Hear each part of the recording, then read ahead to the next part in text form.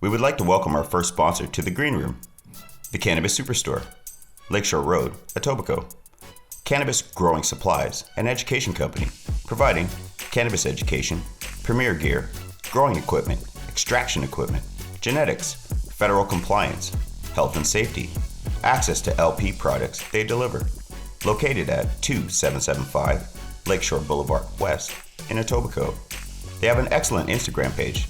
Check it out, Cannabis Superstore, or give them a call, 647-748-2775.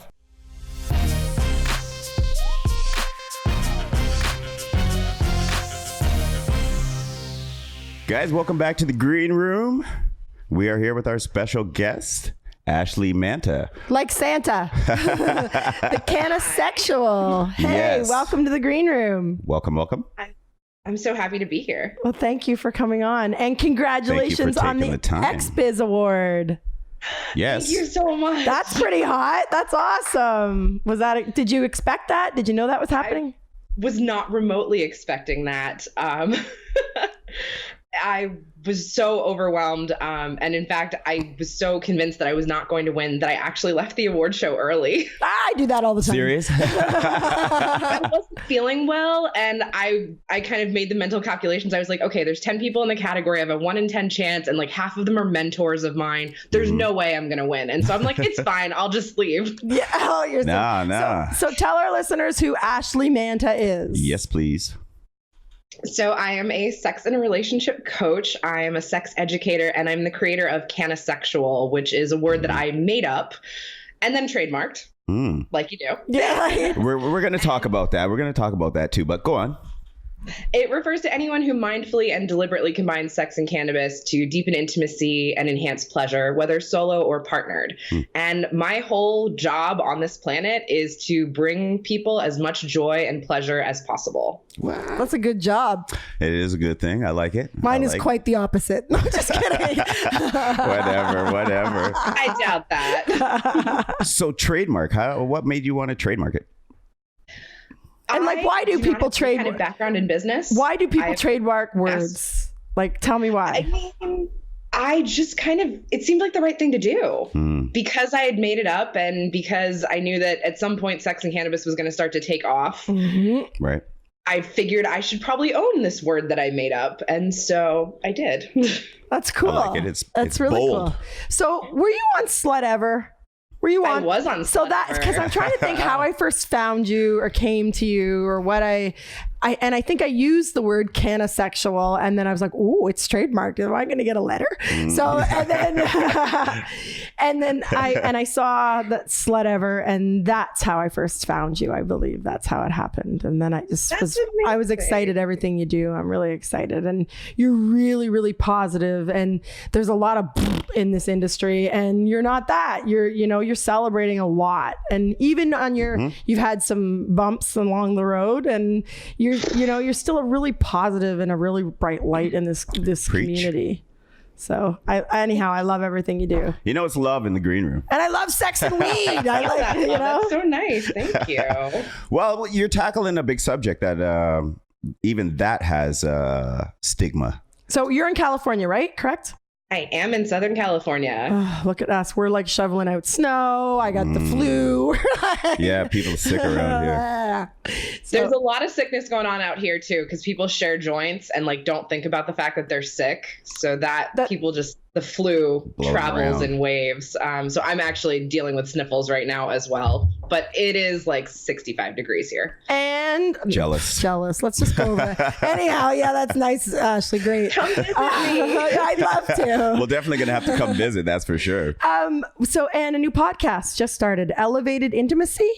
Tell us about it.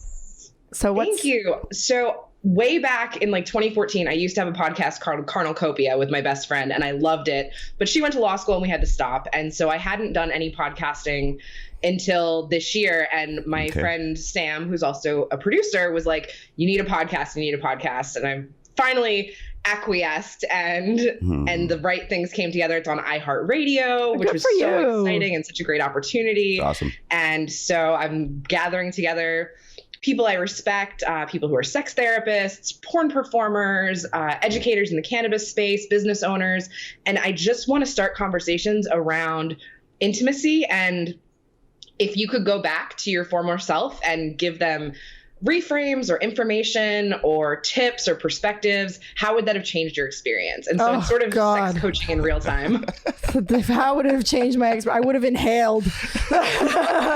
That's a big question I like to ask. I would have ate the cookie. What would you tell yourself if you could go back 5 years?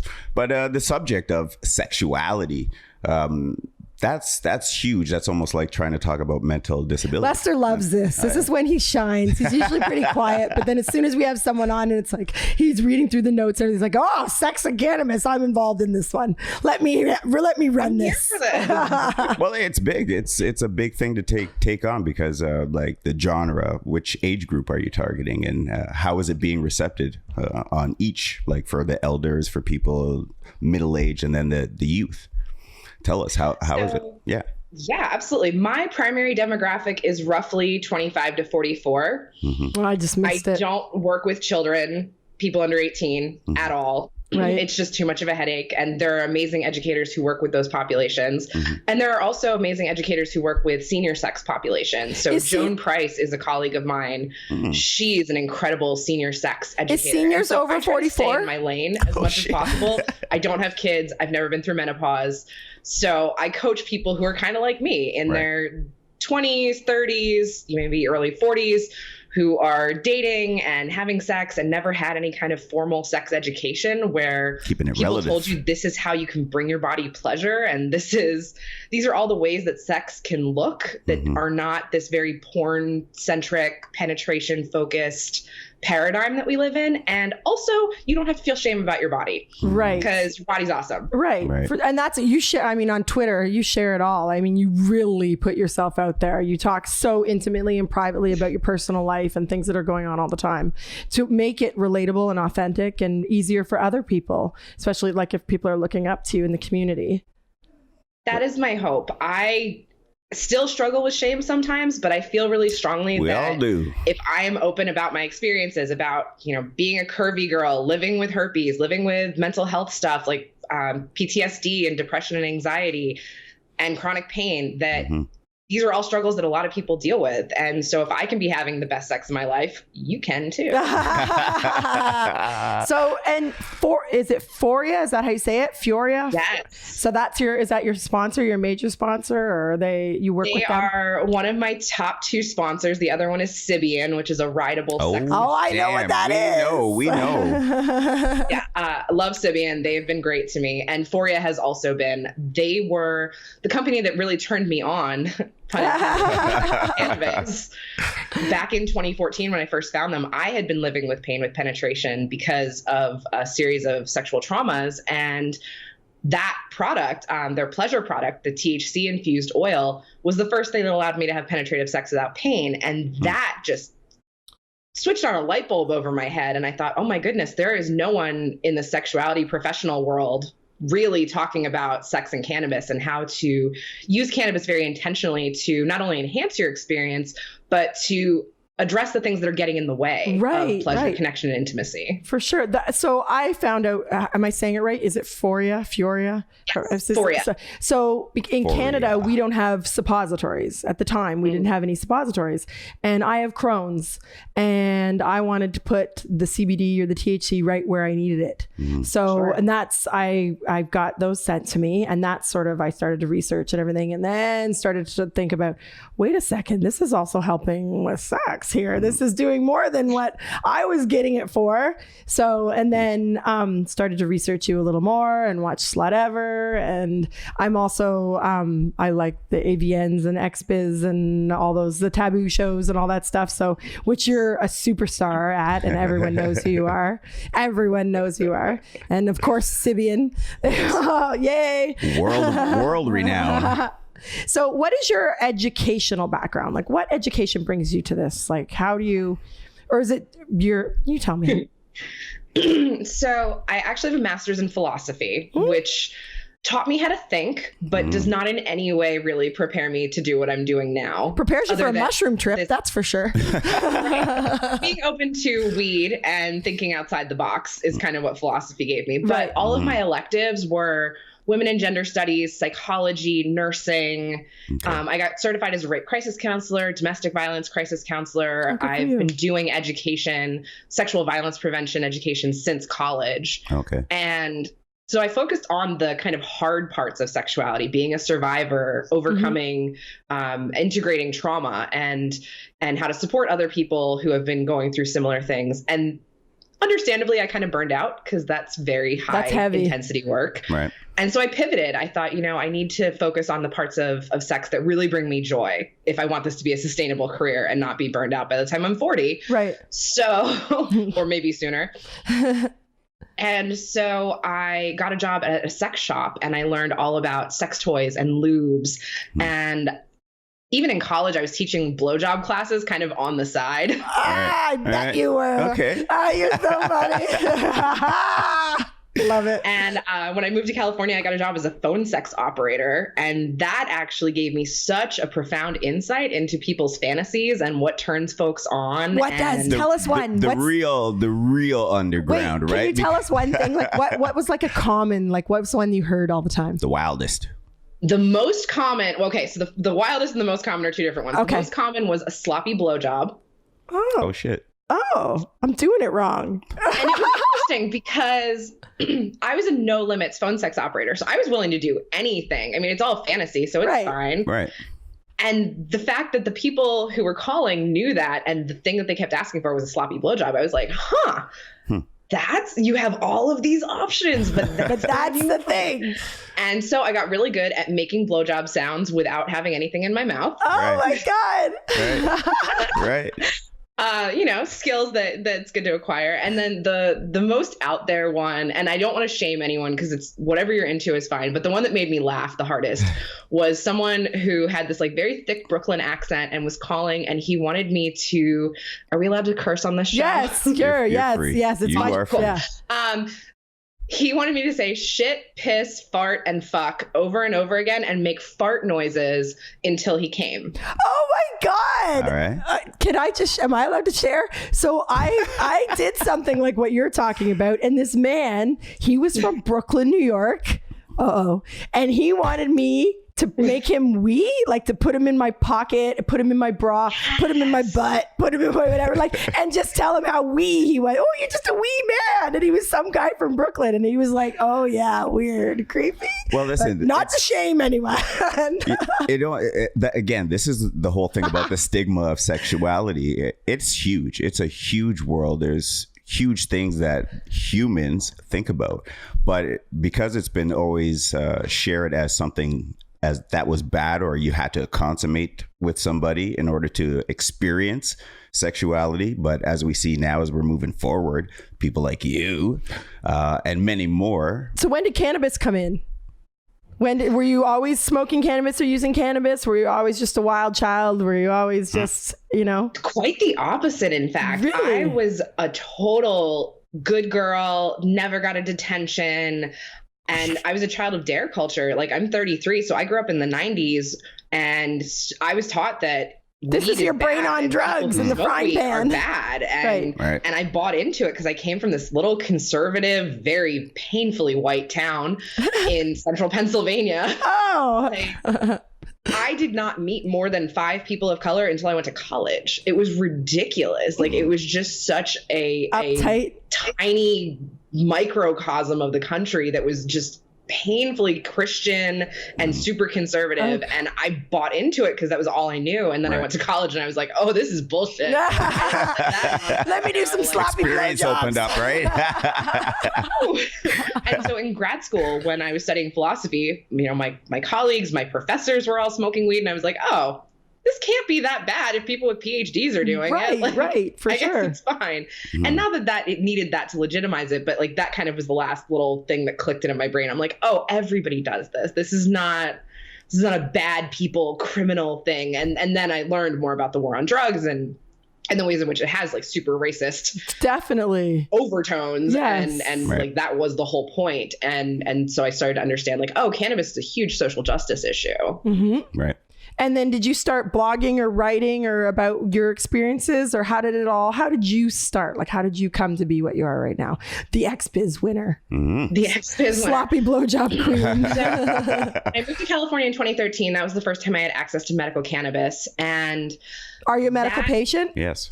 Are you a medical cannabis user? I am a medical patient. Okay. I have migraines and anxiety. Okay. Okay.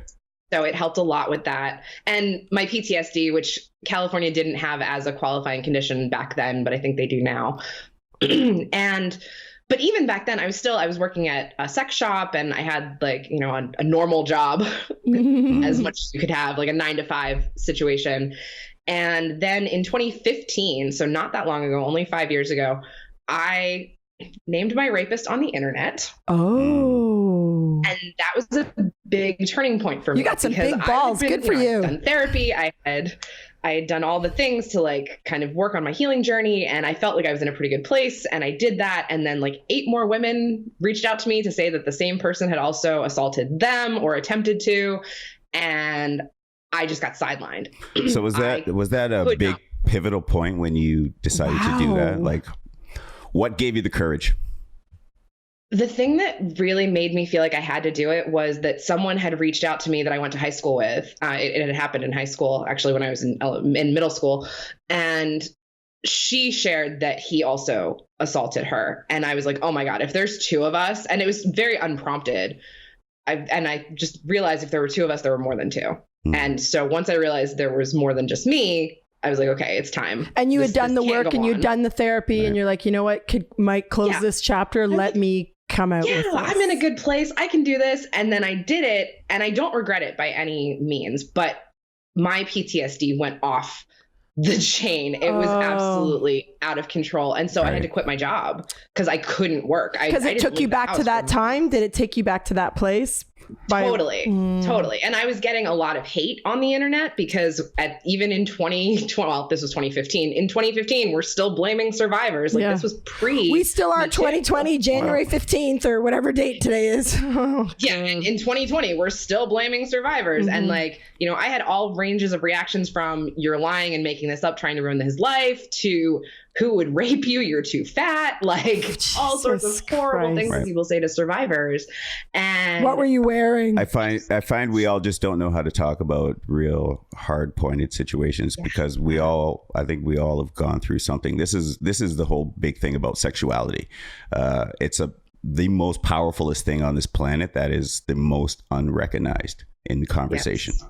So we can't relate and all these things. Well, there's shame in everything that we're talking about. There's so much shame, and shame and guilt makes us hide everything. And then when you come out like this publicly and then you get spiraled back into the PTSD, puts you right back to that time and place. And that's when you came to cannabis. It's exactly when I came to cannabis. Cannabis was the thing that helped me get through that really, really challenging period because I was having panic attacks. And so cannabis would help me calm down. It would help me sleep at night. It would give me an appetite because when I get anxious, I can't eat. Right. And so that happened in March. I quit my job officially in May. I was on like a paid leave. And then I met my boyfriend in June, and he was the first person that I felt comfortable with, like being sexual again after that whole experience. Mm-hmm. And I had great sex. And I was like, oh my gosh, between that and Foria, like meeting him and having Foria as the thing to help me make it feel better, I started to come out of my shell again. And then I went to the Cannabis World Congress and Business Expo in September of 2015 on a Women Grow Scholarship. And it was there that I met the editor of Leafly, who gave me my first job in cannabis, writing about sex and cannabis. Wow. Okay. I just won the Leafly Advocate and Cannabis Influencer Award. Congratulations. They're so Thank you. I love Leafly. Damn right. I do too, now.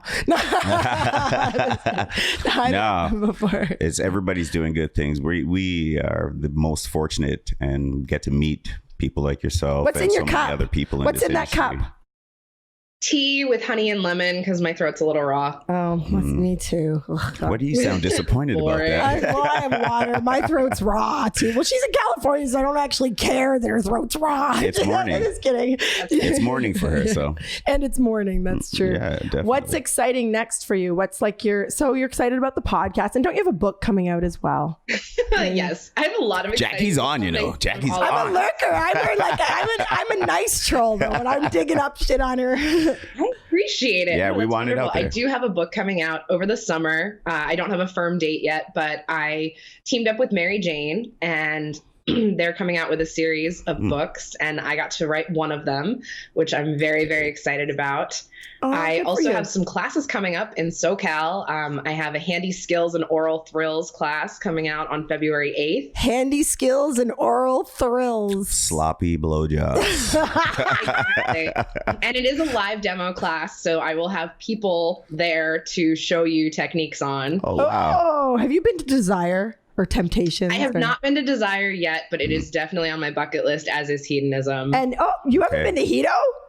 I have not been to Ashleigh. I'm working on like trying to get out there for a press trip this year because it is like way high. So these courses and these classes you're doing, you should reach out to Temptation and Desire because they have monthly courses and classes. They sponsor all kinds of people from all over the world. And I mean, would be so excited. You have a massive following now. In residence. Wouldn't it? It's so fun. I have actually done it, and it's really fun. I mean, it's work. It's needed, and it's amazing. The couples and people you meet from all over the world that, laughter aside and are giggling and whatever, that come to you afterwards and are really, really happy and pleased and what they learn and what it's done for their relationship, or even the women of my age and older that speak to you afterwards about like what you're doing to, for their own, how they feel about themselves and aging and sexuality and aging. And I'm menopausal and falling apart and trying to keep it together you touch a lot of people. And just by I say, I'm throwing out shits and giggles all over the place.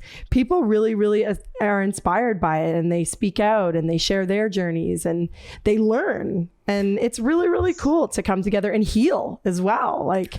Sharing your... Listen, I want to heal. So how about giving me 3 tips that can help sexual relations be a little bit better? Yeah, Lester needs some tips. Give Lester tip number 1 is schedule sex. I know. Elaborate. Break it down. Here's the deal.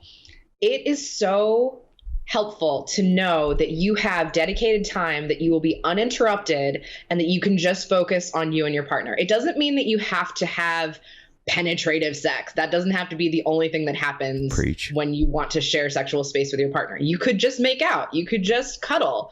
I just had a date last night. Just making out is sex? I just played with his nipples until he came. Oh my God. Foreplay. Didn't even take my clothes off. And it's funny, in my book, I talk about this idea of redefining foreplay. Instead of foreplay being everything that's not penetration, because that kind of makes it seem like it's less than, I consider a hand job just as significant as sexual act as penetration. Right. Because you're still feeling pleasure regardless. Right. But I like to think of foreplay as everything that you do to prepare to share sexual space. Shopping. So putting the lights a certain way, lighting some incense, having a playlist, maybe making the bed or putting on something that makes you feel sexy. That's all foreplay. Sending little text messages being like, I can't wait for tonight. I just want to be next to you. Right. It doesn't have to be super explicit, but just kind of being excited about getting together and sharing space. And setting the stage. Eye-gazing. I like it. All right. So that's number one. That's number one. Schedule sex. Number 2, you have to ask for what you want. Partners are not mind readers. And they're not. Most people don't get any kind of comprehensive sexuality education in this country. No one teaches you how to do the things. You kind of figure it out as you go. And you may be operating off of what worked on the last person, or sort of an amalgamation of the things that you've experimented with up to this point.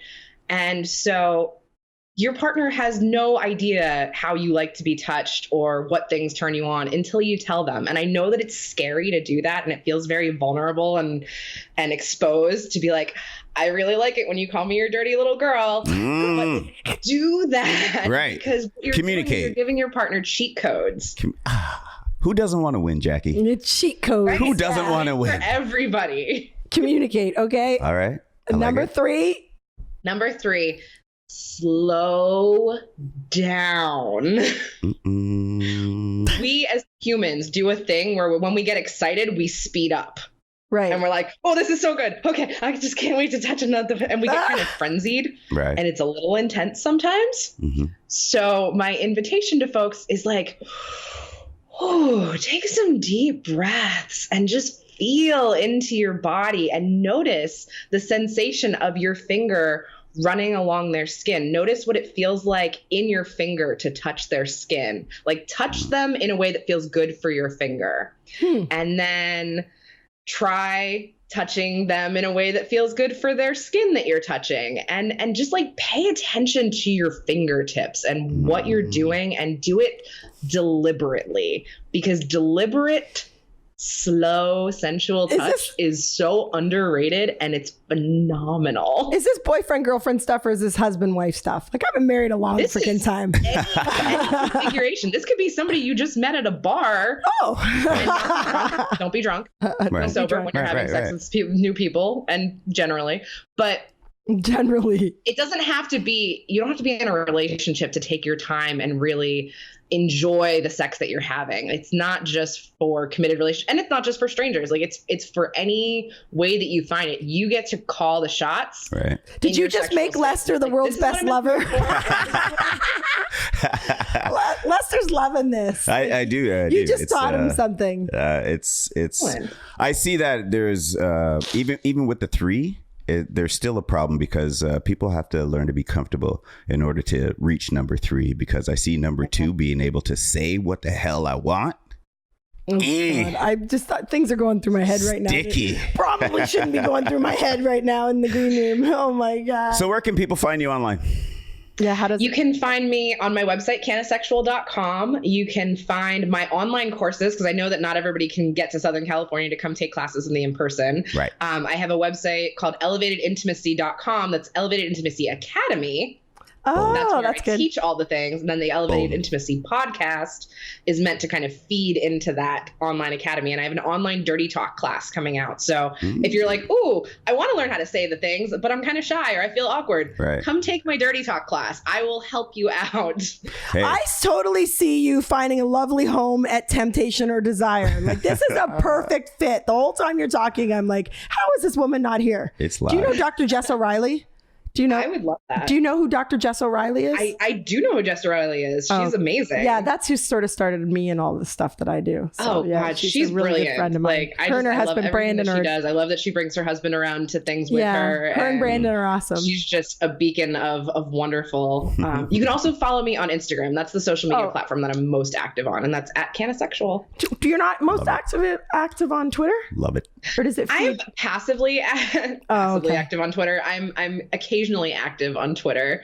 Sometimes I get like into a tweet frenzy, and then some days I go 3 days without actually posting anything. I'm the same. And well, you just got lots of good information and lots of cool stuff. CannaSexual. Ashleigh Manta like Santa. Boom. To like Santa. Well, thank you for oh, what is that? What is that? Is that it's a vulva puppet? Where does your hand go? In the back. Can we see it? Oh man. Oh, show us what that is then. Tell us before we teach me something before you leave. I thought it was a mushroom. Jackie's more advanced. We're going to the advanced class. Everybody thinks that this is it for the clit. Yes. This is not it. This is just the tip of the iceberg, literally. The clit has legs. What? Okay. That's what I want to leave you with. Okay. Whoa. I don't even think you're leaving. Let's go. I don't think you're leaving. Let's go. You're not leaving. So what do you mean? The clit actually looks like a wishbone, because if you think about it, the clit and the penis are anatomically the same. The head of the penis is the part of the clit that sticks out. Like those are the anatomical analogs. Okay. But the shaft of the penis, while that's outside, the shaft of the clit is actually inside. So it kind of looks like this. Okay. 2 legs coming down, and then this bit sticks out, and then there's a shaft, and then the 2 legs come down. And on the inside of the 2 legs are these things called vestibular bulbs, and all of it swells. Clits get erections. That's why you feel kind of swollen when you're really turned on. Right. Okay. It swells around the vaginal opening. And so people who experience orgasms with penetration, what they're actually doing is they're stimulating the back of the clitoral legs, which kind of congregates in what we call the D-spot. Oh. On the inside. Okay. On the inside. Okay. So yeah, clit has legs. That's your like parting bit of That's your parting gift. That's your loot bag. Well, the audience gotta love that one. That's very helpful information. And if I didn't have a sore throat, I'd be smoking a big fatty right now. Thank you, Ashleigh, for joining us. Definitely, Ashleigh. Definitely, thank you very much for stopping in, taking the time in the green room. Right? Thank you so much. And I know you're really, really busy, and you're on a media blitz right now. I've been seeing you everywhere. So thank you for coming to the green room. Such a pleasure. I really enjoyed this. Really, Definitely. really excited. Keep doing your thing. I look forward to what's coming up next, and hopefully our paths cross soon. Right. I look forward to it. All right, guys, where cannabis talk is always fresh and a little bit sticky. A little extra sticky today. Definitely. Keep it locked to Cannabis Wiki. Ashleigh, we'll see you soon. Bye. And we're out.